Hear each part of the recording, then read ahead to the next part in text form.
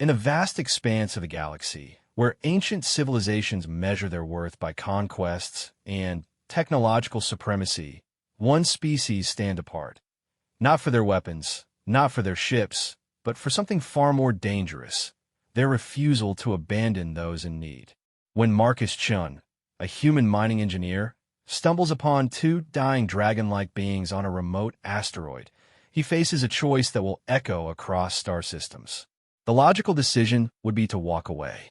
These creatures belong to the Dracari Empire, humanity's most feared enemy.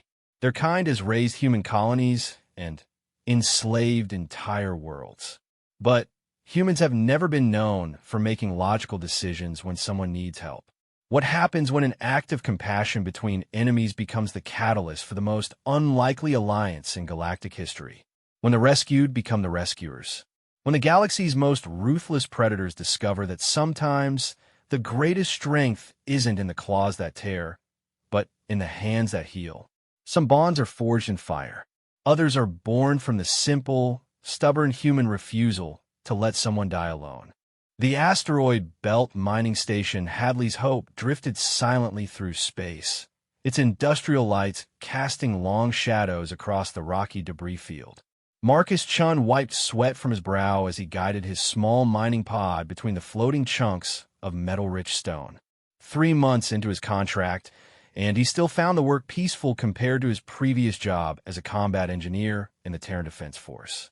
Another day, another credit, Marcus muttered to himself, adjusting his pod's drilling arm toward a promising vein of rare earth metals. The scanner showed unusual readings deeper in the asteroid. Something that didn't belong. His comm crackled to life. Chun, this is Control. We've got reports of Dracari ships in the Outer Rim. Keep your eyes open and report anything suspicious. Marcus felt his stomach tighten. The Dracari Empire had been humanity's nightmare for the past decade. Dragon-like beings with advanced technology, they conquered worlds with ruthless efficiency. Their ships were faster, their weapons deadlier, and their warriors seemed to feel no pain or fear. Copy that, Control.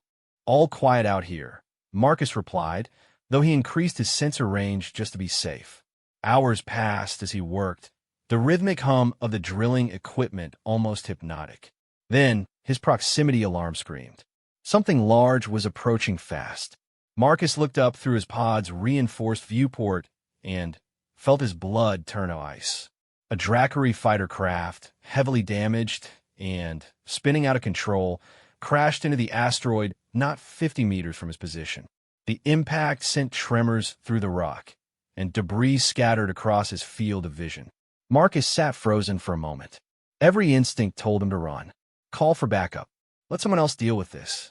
But then he saw movement through the smoke and dust. The fighter's hull had cracked open, and something was crawling out. 2 figures, much smaller than he'd expected, collapsed on the asteroid surface. Even through the swirling debris, Marcus could see they were badly injured. Dark fluid that had to be blood pooled beneath them. His hand hovered over the emergency beacon. One press, and Terran Defense Force ships would arrive within hours to clean up the mess. Standard protocol for Dracari encounters was simple: eliminate the threat. No questions, no survivors. But these weren't threatening anyone. They looked like children. Marcus cursed under his breath and powered up his pod's external manipulator arms. This is probably the stupidest thing I've ever done, he said aloud, maneuvering closer to the crash site. The 2 beings were definitely young Dracari, though even in their weakened state, Marcus could see the predatory grace their species was known for. Their scales were a deep blue-green, and despite their injuries, their eyes held an intelligence that made him uneasy. One was unconscious, breathing shallowly. The other watched Marcus approach with a mixture of fear and defiance. Marcus activated his pod's external speaker. "I'm not going to hurt you," he said, not sure if they could understand Terran Standard. "I'm here to help." The conscious Dracari hissed something in their musical but harsh language. Marcus didn't need a translator to understand the tone. It was a warning, a threat despite their obvious helplessness. "Look, kid," Marcus said, extending one of his pod's arms slowly toward them. I know we're supposed to be enemies, but you're hurt. I can't just leave you here to die.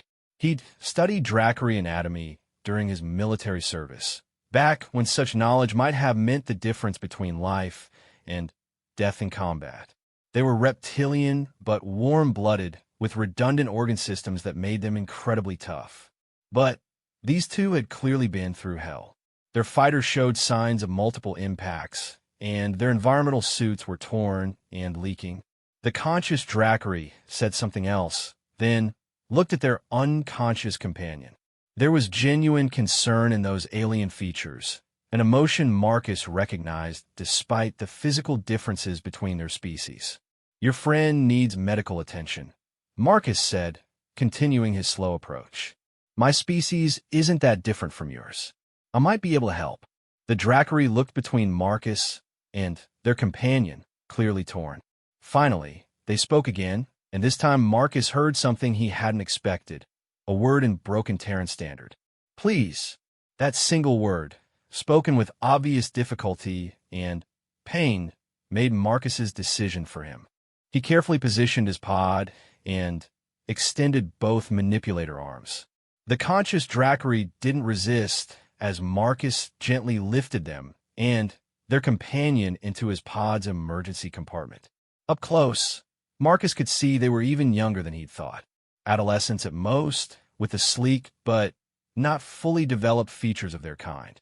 The unconscious one had a deep gash across their torso, and the other had what looked like a broken wing membrane. Okay, Marcus said, more to himself than to his unexpected passengers. Now what? He couldn't take them back to the mining station.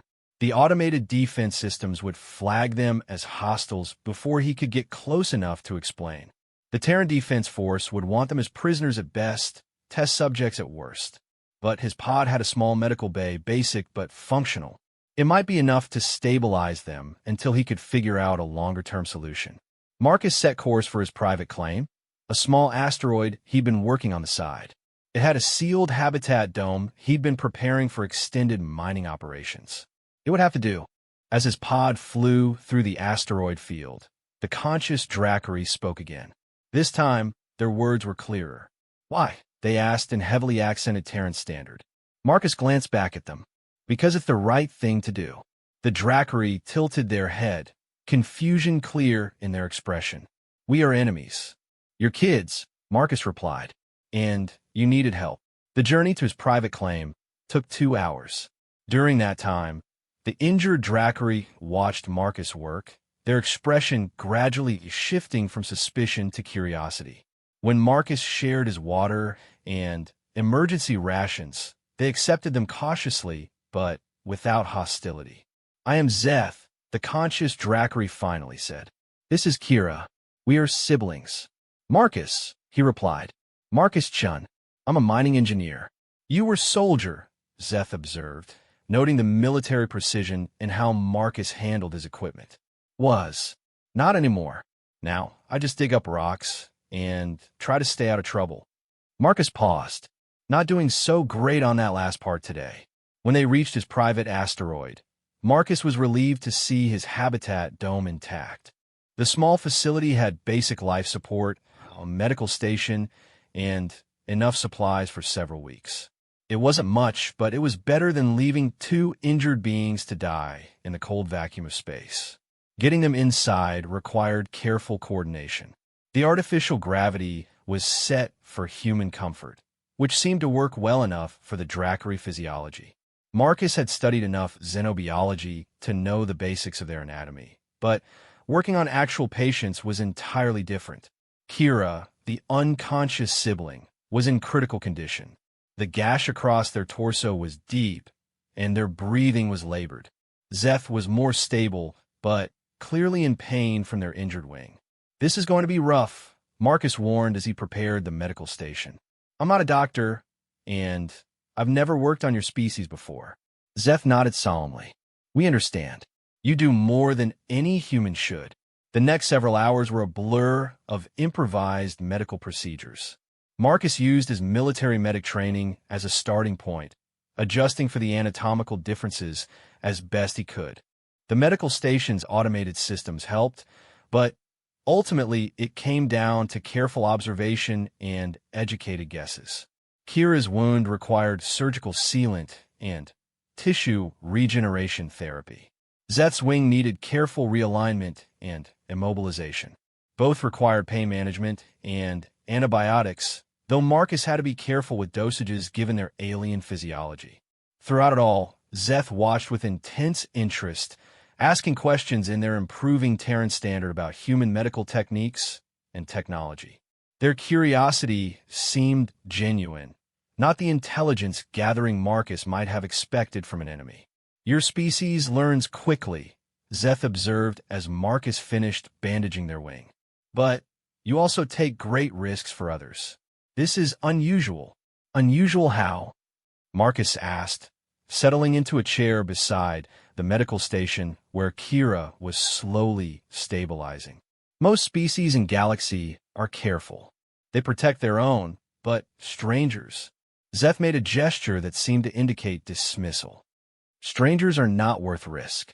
Humans are weird that way," Marcus admitted. "We have this habit of helping people even when we shouldn't. Drives other species crazy." Zeth was quiet for a long moment. "In Empire, we are taught humans are weak because of this. That compassion is flaw to be exploited." "Maybe it is a flaw," Marcus said, "but it's our flaw." Over the next few days, as Kira recovered and Zeth's wing healed, Marcus found himself in increasingly surreal conversations with his unexpected guests. Zeth was eager to learn about human culture and technology, while Kira, once conscious, proved to be more reserved but equally intelligent. They told him about their mission, a reconnaissance flight that had encountered a human patrol. The battle had been brief, but devastating for their small fighter. They'd been fleeing when their ship finally gave out. "We should be dead," Kira said bluntly on their third day of recovery. "Ship was losing life support. Your rescue saved us." "Anyone would have done the same," Marcus replied automatically. Both Dracari looked at him with what might have been amusement. "No," Zeth said firmly. "They would not. This is why humans are strange to us." Marcus was beginning to understand that his simple act of rescue had deeper implications than he'd realized. These weren't just two young Dracari he'd saved. They were witnesses to something their species apparently considered impossible. On the fourth day, his long-range sensors detected ships approaching. 3 contacts moving fast and scanning aggressively. Dracari search patterns. "They're looking for you," Marcus said, showing the sensor readings to his guests. Kira and Zeth exchanged glances. "Rescue mission," Kira explained. "Standard protocol for missing personnel." Marcus felt his chest tighten. "I should probably get you back to your people then." But Zeth shook their head. "Not safe. If they find human who helped us, they will assume trap. We'll attack first, ask questions later." "So what do we do?" The siblings looked at each other again, and Marcus saw something pass between them. Some kind of silent communication. "You must trust us," Zeth said finally. "As we trusted you." They explained their plan as the Dracari ships approached. It was risky and required perfect timing, but it might work. Marcus would have to pose as their captive, using their word that he was a valuable prisoner they were bringing back for interrogation. "This is insane," Marcus muttered as he prepared to disable his habitat's defenses. "If this goes wrong." "It will not," Kira said with quiet certainty. "You saved us when logic said you should not. We will save you because honor demands it." The rescue ships arrived within hours. Marcus watched through the viewport as sleek Dracari vessels surrounded his small habitat, their weapons trained on his position. These were not the clunky fighters he'd encountered during the war, but proper military vessels with crews who knew their business. When a boarding party arrived, Marcus was surprised by their professionalism. They moved with military precision, but without the savage aggression human propaganda had led him to expect. They were clearly relieved to find Kira and Zeth alive and relatively unharmed. The conversation that followed was entirely in the Dracari language, but Marcus could follow the general flow. Zeth and Kira were explaining the situation, vouching for Marcus as a valuable prisoner rather than a threat to be eliminated. The rescue team leader, A larger Dracari with distinctive scarring across their snout studied Marcus with obvious skepticism.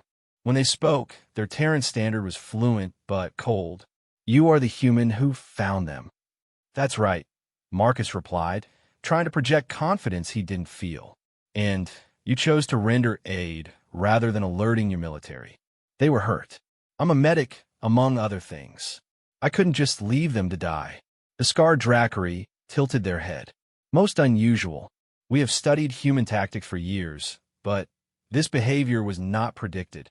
Zeth stepped forward and spoke rapidly in their own language. The team leader's expression shifted slightly, becoming less hostile and more curious. "My young warriors tell an interesting story," the leader said to Marcus. "They claim you asked for nothing in exchange for your aid." "I didn't need anything, just doing what seemed right." "What seemed right?" the leader repeated slowly. "Yes, this is very human, according to our intelligence profiles. Very human, and very confusing to those who must fight against you." Marcus was beginning to realize that his simple act of compassion had created ripples he couldn't have anticipated. These Dracari weren't seeing him as an enemy to be destroyed, but as a puzzle to be understood. "What happens now?" Marcus asked. The scarred leader looked at Kira and Zeth and back at Marcus. "Now, Engineer Chun, you come with us. There are others who will wish to meet the human who saved 2 young Dracari and asked for nothing in return." As Marcus was escorted aboard the Dracari vessel, he caught Zeth's eye. The young Dracari nodded once, a gesture that somehow conveyed reassurance despite the uncertain future ahead. The ship that carried Marcus away from everything he knew was unlike anything in the Terran fleet. It moved with predatory grace through space, its organic curves a stark contrast to the angular efficiency of human designs. But the crew, while alien, showed him neither cruelty nor hostility. Instead, they watched him with the same curiosity Zeth had shown, as if he represented something they needed to understand but couldn't quite grasp. Marcus settled into his quarters, a prisoner cell by any other name, but comfortable enough, and wondered what he had started. 2 injured Dracari had become his responsibility for a few days. Now he was heading into the heart of enemy territory, carried by beings who seemed to view him as something between captive and honored guest. Outside his small viewport, the stars wheeled slowly as the ship changed course toward destinations unknown. Behind them, the asteroid mining field grew smaller, and with it the simple life Marcus had been trying to build. He'd carried 2 injured dragons to safety. What happened next would change everything he thought he knew about the galaxy and humanity's place in it. The engine's hum was different from human ships, deeper, more organic. As Marcus drifted off to sleep in his cell, he found it oddly comforting. Tomorrow would bring new challenges, but tonight, 2 young beings were alive because he'd made a choice to help rather than harm. In the end, that had to count for something. The Dracari capital ship's sovereign's pride was a city in space, its corridors stretching for kilometers through organic architecture that seemed grown rather than built. Marcus walked between his escorts, trying not to gawk at the impossible geometry around him. Bioluminescent panels provided soft lighting that shifted from blue to green as they passed, responding to some unknown stimulus. "Impressive, is it not?" asked Commander Vex, the scarred Dracari who had led Marcus's rescue from the asteroid. "Your species builds with metal and sharp angles. We grow our ships as living things."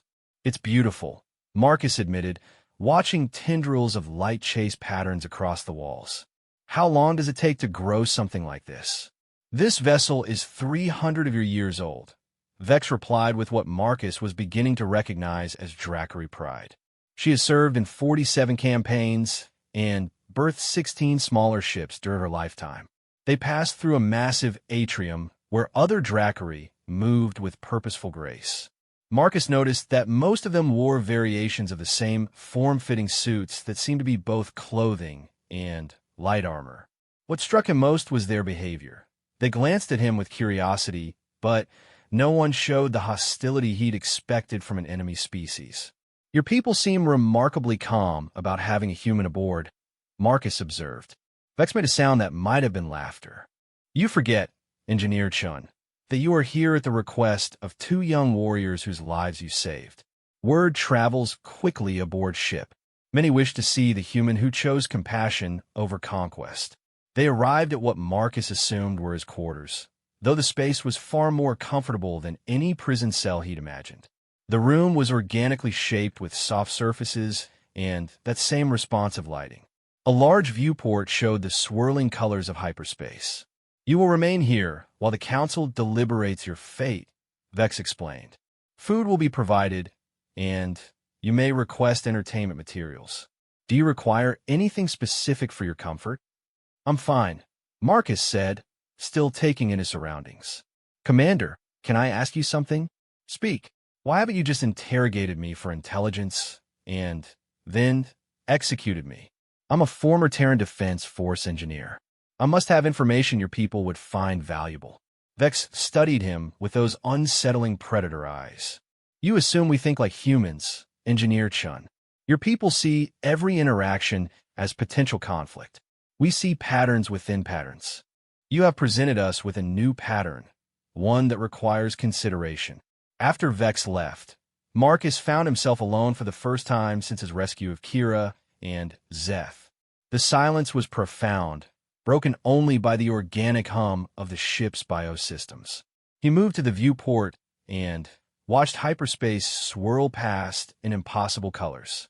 Hours passed before the door dilated to admit a visitor. Marcus was surprised to see Zeth entering with what appeared to be a meal tray. The young Dracari moved carefully, clearly still favoring their healing wing. You should not be walking around yet, Marcus said, standing from where he'd been reading a Dracari technical manual they provided him. Healer says I recover quickly, Zeth replied, setting the tray on a surface that obligingly rose from the floor to table height. Wing will be strong again soon. How's Kira? Resting, but alive because of you. Zeth gestured to the food. I brought human-compatible nutrition. Ship's biosystems analyzed your physiology and created an appropriate meal. Marcus examined the food cautiously. It looked like various fruits and what might have been protein bars, though the colors were off from anything terrestrial. You didn't have to bring this personally. I wanted to speak with you, Zeth said, settling onto what Marcus assumed was a chair, though it molded itself to the Dracari's form as they sat. There are things you should know before council meets. What kind of things? Zeth's expression became serious. You do not understand what you have done, Marcus Chun. Saving Dracari lives, changes you in eyes of Empire. Makes you complicated. Complicated how? There is old law, from before Empire conquered so many worlds. Law says that one who saves Dracari life without thought of reward creates bond debt. Sacred obligation. Marcus felt unease growing in his stomach. What does that mean exactly? It means Kira and I are honor-bound to you until debt is repaid. More than that, our family is bound. Our clan. It makes you protected person in Empire. Protected from what? From being treated as simple enemy. Zeth leaned forward. Council cannot simply execute you or send you to labor camps. You must be judged by higher law, older law. This has not happened with human before. Marcus sat down heavily. I just wanted to help two injured people. I didn't know I was creating some kind of diplomatic incident. This is why you are complicated, Zeth said with what might have been amusement. Humans do things without thinking of consequences. This makes you dangerous to predict, but also interesting. Over the following days, Marcus received a steady stream of visitors. Military officers who questioned him about Terran technology and tactics, but in an academic manner rather than hostile interrogation. Scientists who were fascinated by human physiology and asked detailed questions about Earth's biosphere. Even what appeared to be historians who wanted to know about human culture and social structures. Each conversation was surreal in its own way. These were supposed to be humanity's enemies, the ruthless conquerors who had destroyed human colonies. But face to face, they seemed more like curious scholars trying to understand a puzzle. Your species, observed science leader KWRNN during one particularly lengthy discussion, appears to lack the hierarchical instincts found in most sentient races. You make individual decisions that contradict group survival imperatives. Sometimes, Marcus agreed. We call it free will. Free will, KYRNN repeated, making notes on a device that resembled living coral. Yes, we have observed this in combat reports. Human soldiers will sacrifice tactical advantages to rescue wounded comrades. Human civilians will risk their lives for complete strangers. It is irrational. Maybe, but it's who we are. Indeed. And this is what makes your species so difficult for Empire to understand.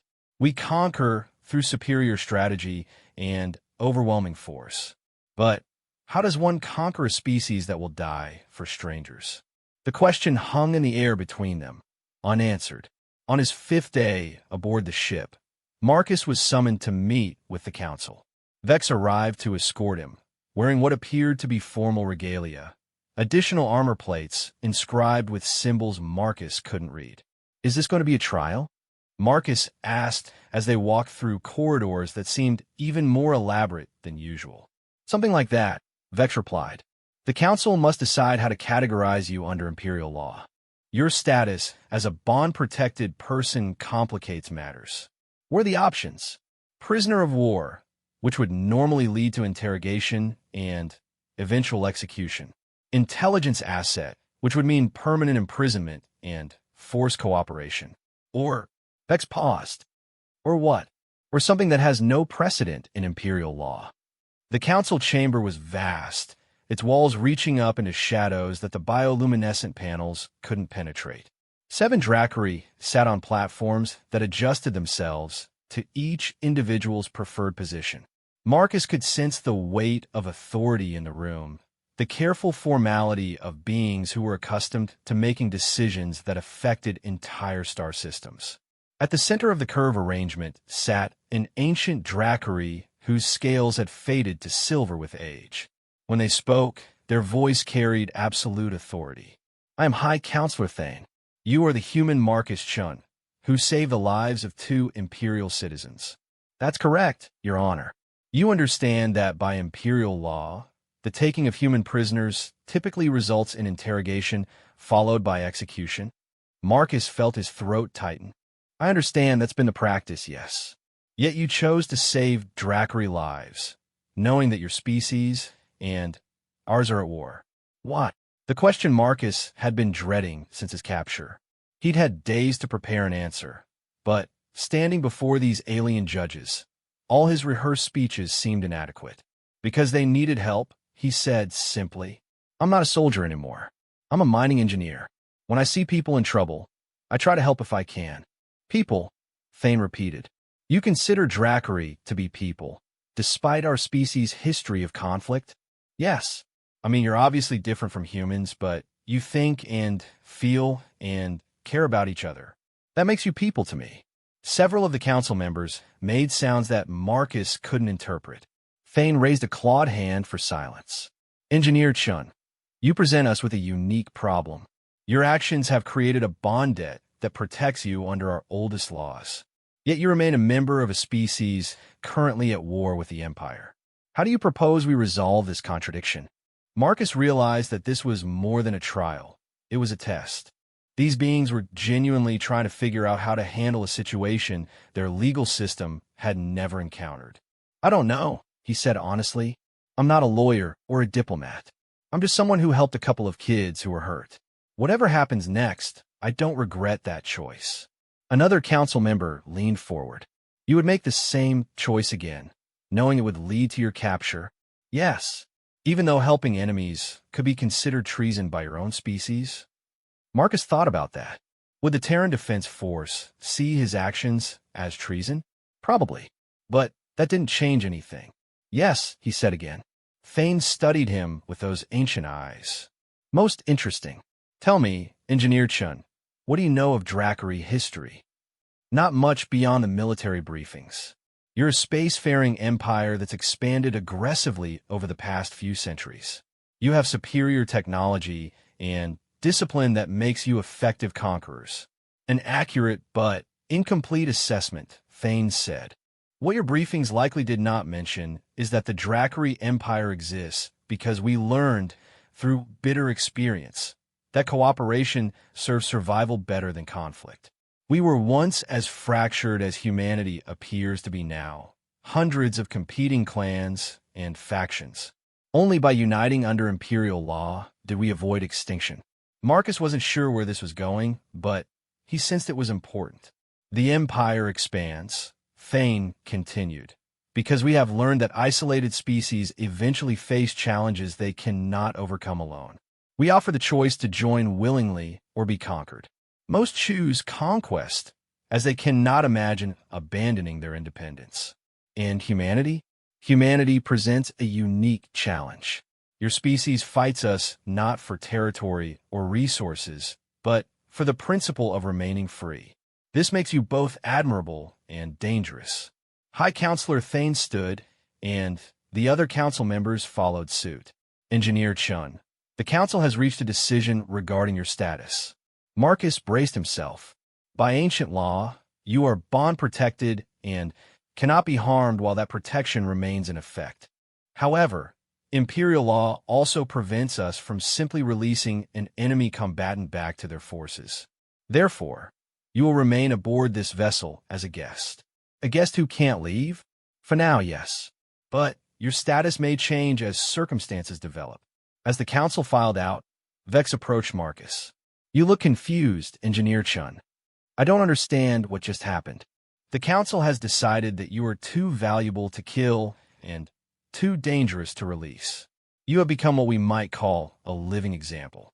Example of what? Of possibilities we had not previously considered. That night, as Marcus sat in his comfortable prison looking out at hyperspace, Zeth visited again. This time, Kira came with them, moving carefully but clearly much recovered from their injuries. We want to thank you again, Kira said without preamble, and to apologize. Apologize for what? For trapping you here, Zeth explained.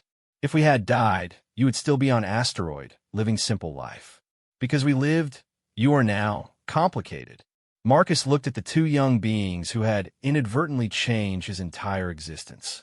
Do you regret that I saved you? Both Dracari looked shocked. Never, Kira said firmly. We regret only that helping us has cost you your freedom. My freedom, maybe, Marcus said, but I've learned more about your people in the past week than humanity has learned in years of war. That has to be worth something. Zeth tilted their head. You think knowledge of us will help your species? Maybe. Or maybe it'll help your species understand mine better. Marcus gestured to the viewport, where stars were becoming visible as the ship dropped out of hyperspace. Seems like both our peoples could use more understanding and less shooting. Through the viewport, Marcus could see their destination taking shape, a massive space station that dwarfed even the Sovereign's pride. It was clearly Dracari construction, but its scale was breathtaking. Nexus Station, Kira explained, following his gaze. Administrative center for this sector of Empire, where important decisions are made. What kind of decisions?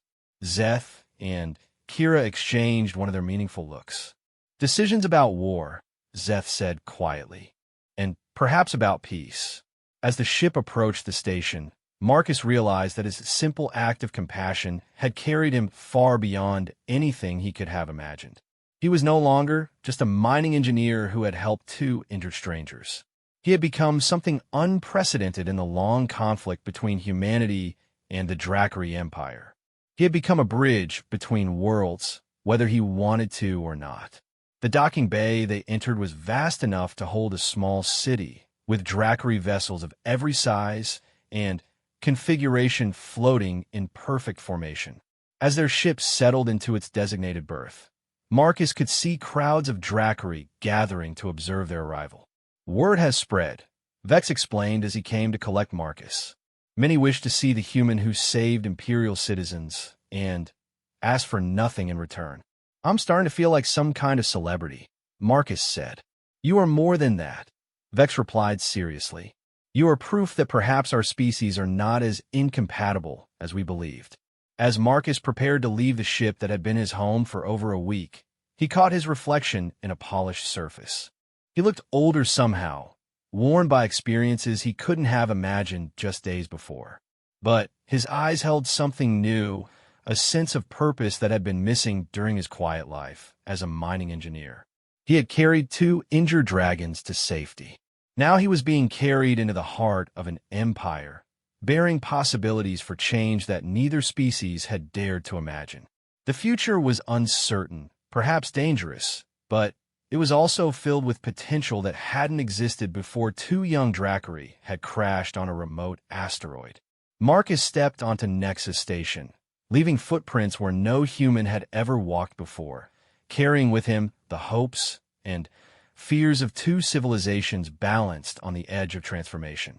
Nexus Station sprawled before Marcus like a living city suspended in the void, its organic architecture pulsing with bioluminescent networks that carried information and energy throughout the vast structure.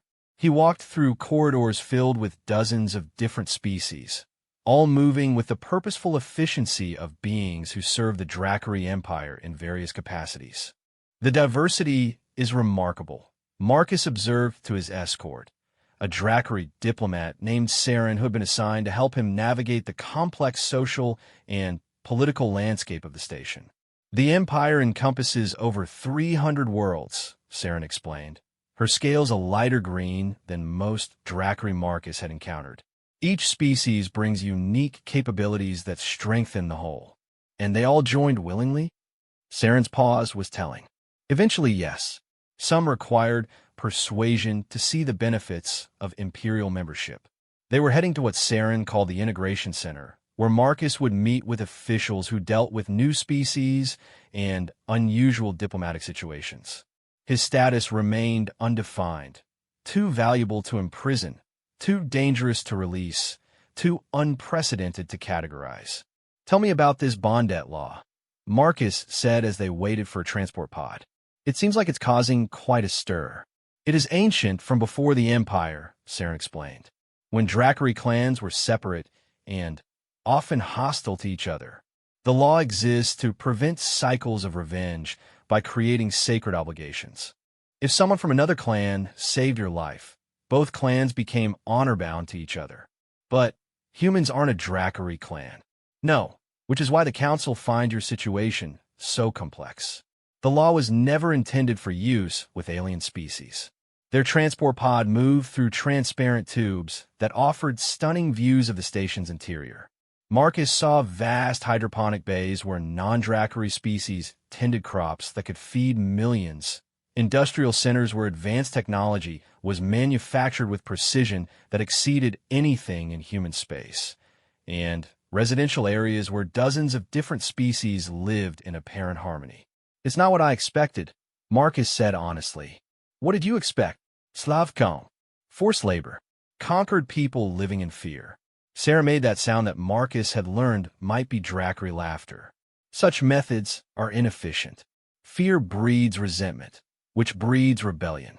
Better to offer partnership with benefits than to rule through terror. But you do conquer worlds. When necessary, many species react badly to initial contact. They assume we wish to destroy them and resist integration. After conquest, they usually discover that Imperial membership offers advantages their independence could not." Marcus thought about humanity's response to first contact with the Dracari. The initial meetings had been peaceful, but human governments had panicked at the idea of joining an interstellar empire. The war had started when human colonies began fortifying against Dracari expansion. "What if a species just wants to be left alone?" Marcus asked. "Then they usually die," Saren said matter-of-factly. "The galaxy is not a safe place for isolated civilizations. Pirates, resource depletion, natural disasters, hostile neighbors. Eventually, every species faces challenges they cannot overcome alone. The Empire offers protection and support in exchange for contribution to the greater whole." The Integration Center was housed in a section of the station that felt different from the rest. The architecture was more angular, designed to accommodate species that weren't comfortable with Dracari bioengineering. Marcus found himself in a waiting area that could have been from any number of different civilizations. "Fascinating," said a voice behind him. Marcus turned to see a being that definitely wasn't Drackery. They were roughly humanoid, but with blue-tinged skin and features that seemed both familiar and alien. You must be the human who has caused such interesting discussions among the Imperial hierarchy. Marcus Chun, he said, extending his hand in the human gesture of greeting. The being looked at his hand with curiosity before reaching out to clasp it briefly. I am Ambassador Trell of the Vaxoni Collective. We joined the Empire voluntarily some 50 years ago. Voluntarily? Our star was dying, Trell explained as they settled into chairs that adjusted to their respective physiologies. We had perhaps 2 generations before our homeworld became uninhabitable. The Empire offered relocation to suitable worlds and integration into their society. It seemed preferable to extinction, and it worked out better than we dared hope. My people now manage agricultural development for 3 imperial sectors. We have not merely survived, we have prospered. Marcus found himself having similar conversations throughout the day as he met with various officials and diplomats. Each species had their own story of how they came to be part of the Empire, but the pattern was remarkably consistent.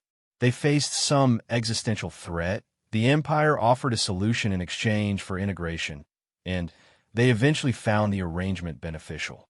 You were wondering if this could work for humanity, observed Director Kane, the senior Drackery official who supervised the Integration Center. I'm beginning to understand why the Empire finds human resistance so puzzling, Marcus admitted.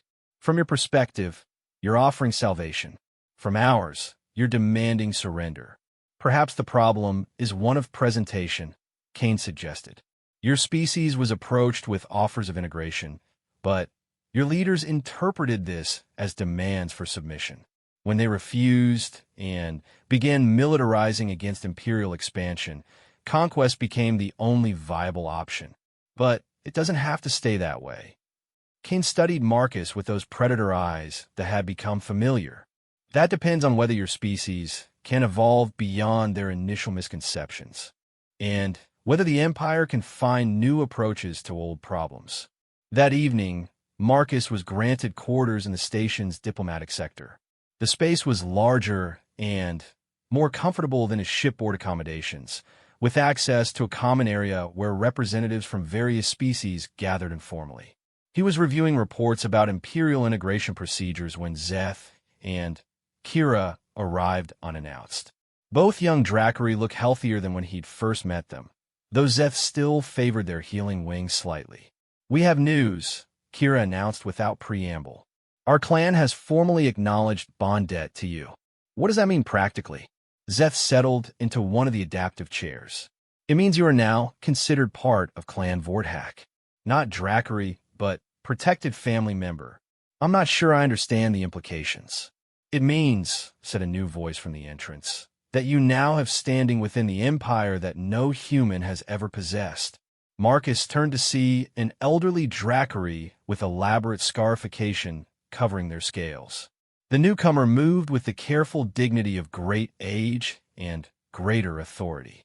Elder Vorthak, Zeth, and Kira said simultaneously, rising and performing what was clearly a formal bow. Grandfather, Kira added, and Marcus suddenly understood why this meeting was significant. Elder Vorthak studied Marcus with the same intensity his grandchildren had shown, but with decades more experience behind those ancient eyes. You are the human who saved my family. I am, Marcus said, uncertain of the proper protocol for addressing Drackery clan elders. Sit, Elder Vorthak commanded, and everyone complied. We must speak of practical matters. Elder Vorthak explained that Clan Vorthak held significant influence within the Empire. Their military service record was exemplary, their political connections extensive, and their economic holdings substantial. By being formally acknowledged as protected family, Marcus had gained access to resources and advocacy he couldn't have imagined. But more importantly, the elder continued, you have created an opportunity that may never come again. What kind of opportunity?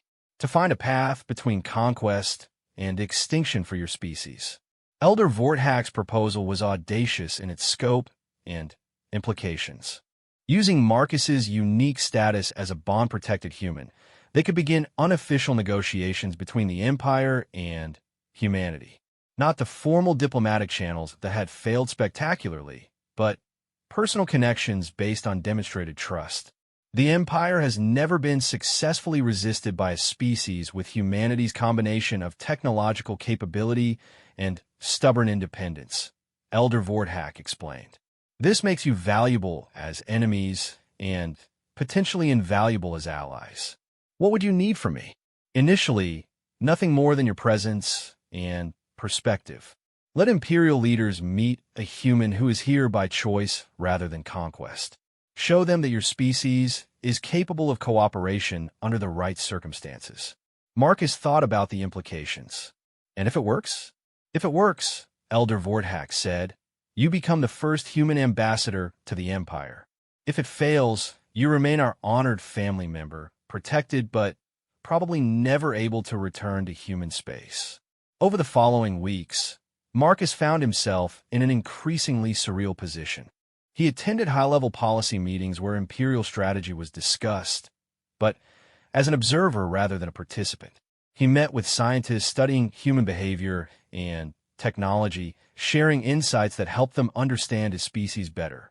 He even addressed junior officers being trained for potential operations in human space, helping them recognize the difference between human stubbornness and human valor. Throughout it all, Zeth and Kira remained close companions, serving as guides through the complex social structures of Imperial society. Their presence legitimized his status in ways formal declarations could not. Your species, Zeth observed during one of their regular evening conversations, seems to believe that freedom requires isolation. This is not sustainable in galactic civilization. Maybe not, Marcus admitted, but the idea of surrendering our independence to join someone else's empire is terrifying to most humans. Even if that empire offers better technology, protection from external threats, and access to resources beyond anything your species has ever known. Kira asked, especially then, we have this fear that accepting help means losing ourselves. The breakthrough came during a presentation Marcus gave to a gathering of Imperial sector governors. He had been asked to explain human resistance tactics, but instead found himself talking about human values, the stubborn insistence on individual choice, the willingness to sacrifice for strangers, the deep suspicion of authority that wasn't earned rather than imposed. Your species fights so fiercely not because they are naturally warlike, he concluded, but because they believe they're fighting for the right to remain themselves. If the Empire could find a way to offer partnership without demanding cultural surrender, human resistance would lose most of its motivation. Sector Governor Threx, a massive Dracary with ceremonial battle scars, leaned forward. You suggest that humans would accept Imperial protection and contribution requirements if they maintained internal autonomy. I think many would, but they need to see examples of other species that kept their cultural identity after integration. Such examples exist, another governor noted. The Vaxoni still govern their own worlds according to their traditional councils.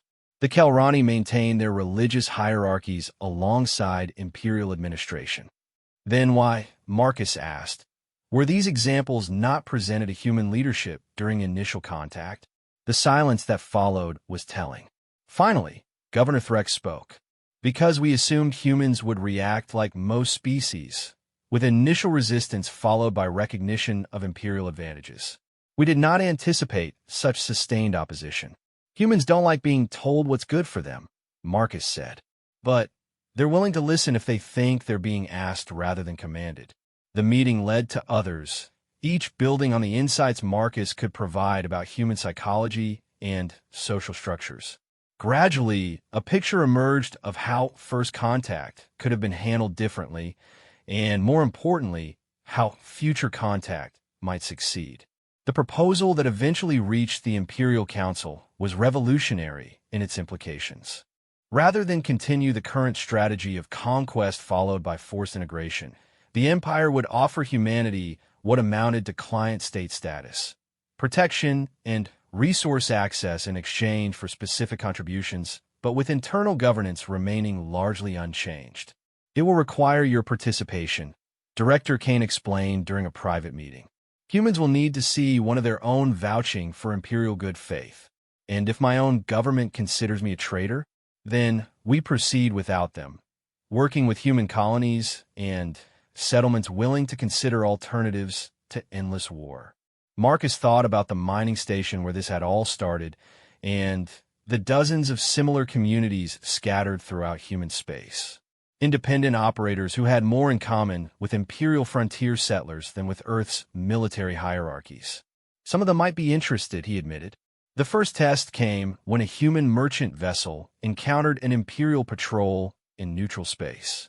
Instead of the usual hostile confrontation, the imperial commander offered to escort the merchant safely through a region plagued by pirates. The offer was refused, but the merchant was allowed to pass unmolested. Similar incidents began occurring throughout the border regions. Imperial forces would offer assistance rather than demand surrender, accept rejection without retaliation, and generally behave in ways that contradicted everything humans had learned to expect from Dracari contact. Initial responses are mixed, reported intelligence coordinator Sin during one of Marcus's regular briefings. Some human commanders suspect traps. Others are curious about imperial motives. That's more progress than anyone expected, Marcus said. Humans are naturally suspicious, but they're also naturally curious. Give them enough examples of unexpected behavior, and they'll start asking questions. The questions led to cautious communications, which led to tentative meetings, which gradually developed into something approaching dialogue. It was slow, careful work with setbacks and misunderstandings at every step, but progress was being made. 6 months after his capture, Marcus stood in his quarters looking out at space that no longer seemed alien. Tomorrow, he would board a specially configured vessel and travel to the border between Imperial and human space. There, he would participate in the first formal negotiations between the species since the war began. Zeth and Kira would accompany him, their presence a reminder of the personal bonds that had made everything possible. Elder Vorthak had pronounced the mission blessed by clan honor, which carried weight throughout Imperial hierarchy. Nervous, Kira asked as she and her sibling arrived for their final briefing. Terrified, Marcus admitted, "If this goes wrong, it could make things worse between our peoples. If it goes right," Zeth said, "it could end a war that benefits no one." Marcus nodded, thinking about all the people on both sides who had died in the conflict. Human colonists who wanted nothing more than to build lives among the stars. Dracari warriors who believed they were bringing order to chaos. All of them victims of a misunderstanding that had grown into something that seemed impossible to stop. "There's something I want you both to understand," Marcus said to the young Dracari, who had become closer to him than family. "Whatever happens in these negotiations, saving your lives was the best choice I've ever made. Not because of everything that followed, but because it was the right thing to do." Both siblings made sounds that Marcus had learned indicated deep emotion. "You gave us life," Kira said. "Now we help give both our peoples hope for something better than endless war." As Marcus prepared for sleep on his last night aboard Nexus Station, he reflected on the journey that had brought him here. He had been a simple mining engineer, trying to live a quiet life after military service. Now, he was heading into history as the first human to negotiate with the Dracari Empire from a position of trust rather than surrender. He had carried 2 injured dragons to safety in a moment of pure compassion. That single choice had created bonds that transcended species, politics, and the bitter history of interstellar conflict. Tomorrow, those bonds would be tested in ways none of them could fully anticipate. But tonight, as he looked out at stars that belonged to neither human nor Dracari space, but simply to the vast galaxy they all called home, Marcus allowed himself to hope. Hope that understanding could triumph over fear. Hope that cooperation could prove stronger than conquest.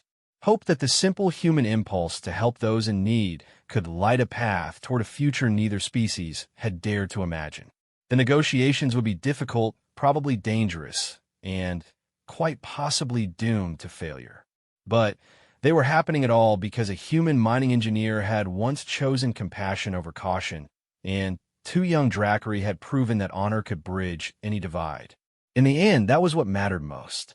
Not the grand strategies or political calculations, but the simple truth that when beings chose to help rather than harm each other, anything became possible. The unbreakable bond forged in that moment of crisis would endure regardless of what tomorrow brought.